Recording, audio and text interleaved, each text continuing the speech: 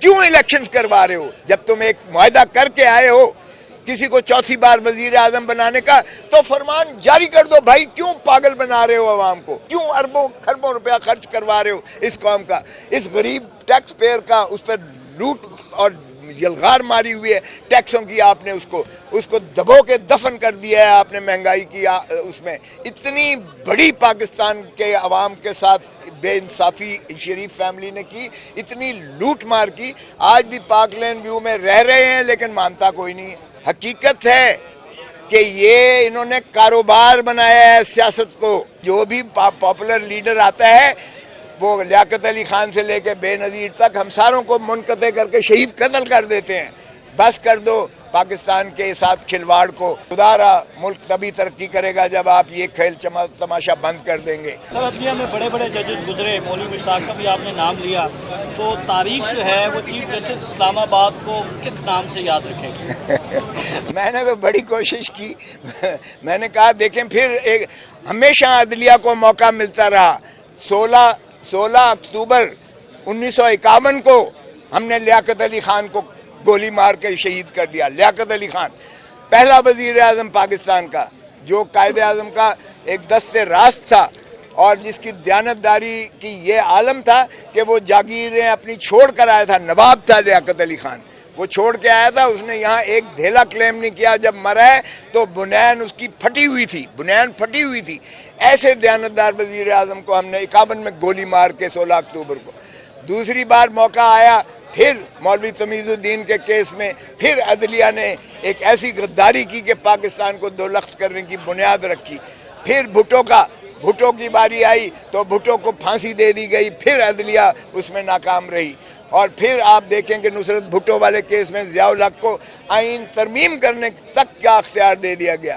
پھر ظفر علی شاہ کے کیس میں مشرف کے مارشل لاء کو جو ہے جائز قرار دے دیا گیا اور اس کو بھی تقویت دے دی گئی۔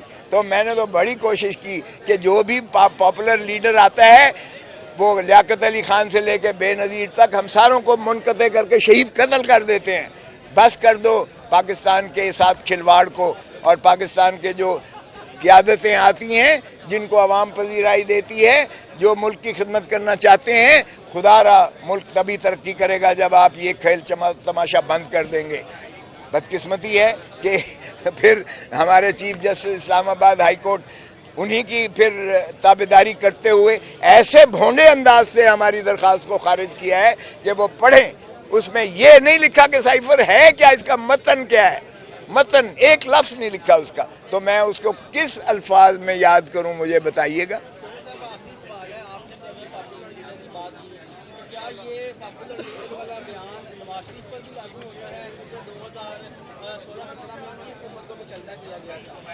دیکھیں نواز شریف اینڈ کمپنی نے دھرتی ماں کو اس طرح لوٹا ہے۔ اگر آپ یہ پاناما لیک کسی پاکستانی ایجنسیز کا یہ جو ہے شاخسانہ نہیں تھا، چونکہ میں اس کا ہیڈ تھا اس کمیٹی کا جو بلاول بھٹو نے بنائی تھی، چیئرمین نے، میرے ساتھ فاروق نائک تھا، میرے ساتھ جو ہے یہ اعتزاز تھا، میرے ساتھ جو ہے اس میں 4 تھے ہمارے، اور نیر بخاری تھا، اور میں اس کا سربراہ تھا بطور سیکرٹری جنرل کے۔ ہم نے ایک کاغذ کا احاطہ کیا تھا۔ شیل کمپنیاں، جعلی کمپنیاں انٹرنیشنل بنائی گئیں، نیلسن، نیاسکول، 6 کمپنیاں جن کے ذریعے منی لانڈر کر کے پاکستان کا دولت جو ہے لے جائی گئی۔ پھر ان کمپنیوں کے ذریعے جائیدادیں خریدی گئیں دنیا ساری میں، اور پاک لین ویو کے بھی جائیدادیں خریدی گئیں۔ پھر وہ جو ہے قاضی فیملی کے نام جو ہے ٹرانسفر کیے گئے، ایسٹس اور پراپرٹیز اور دولتیں ٹرانسفر کی گئیں، اور وہ ماشاءاللہ اسحاق ڈار کے تھرو ہوئی، اور اسحاق ڈار کے ذریعے پھر ان کا لیئرنگ ہوئی، اور لیئرنگ کر کے بلیک کو وائٹ کرنے کی کوشش کی گئی۔ اتنی بڑی پاکستان کے عوام کے ساتھ بے انصافی شریف فیملی نے کی، اتنی لوٹ مار کی، آج بھی پاک لین ویو میں رہ رہے ہیں لیکن مانتا کوئی نہیں ہے۔ ان کی جو ہے ماشاءاللہ صاحبزادی فرماتی ہیں یہ کہاں سے میری جائیدادیں لئی باہر تو باہر، میری تو پاکستان میں بھی کچھ نہیں ہے۔ نواز شریف کہتا ہے یہ قتلی خط جو ہے یہ تو میں نے ایسے ہی سیاسی بیان دیا تھا۔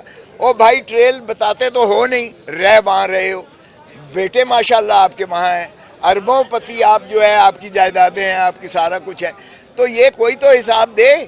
اور پھر آپ کہتے ہیں دولت سے آپ لا کر, جیسے آپ نے یہاں ذکر کیا کہ اس الیکشن میں بھی بہت کچھ ہوا ہے. میں ابھی نہیں بتانا چاہتا کہ کیا ہوا ہے, کروڑوں روپے کس طرح سے لگایا گیا اور کیا کیا لالچیں دی گئی ہیں, لیکن یہ حقیقت ہے کہ یہ انہوں نے کاروبار بنایا ہے, سیاست کو کاروبار بنایا ہے. اس سے پہلے زمینیں بیچ کر لوگ الیکشن لڑا کرتے تھے, لیکن ضیاء الحق کی باقیات نے آ کر اس ملک میں سیاست کو کاروبار بنایا ہے. اقتدار میں آؤ, لوٹو اور پھٹو, اور پھر آؤ مافیا مانگ کے جاؤ, پھر آؤ ڈیل کر کے, پھر آؤ اور پھر لوٹو اور پھر چلے جاؤ.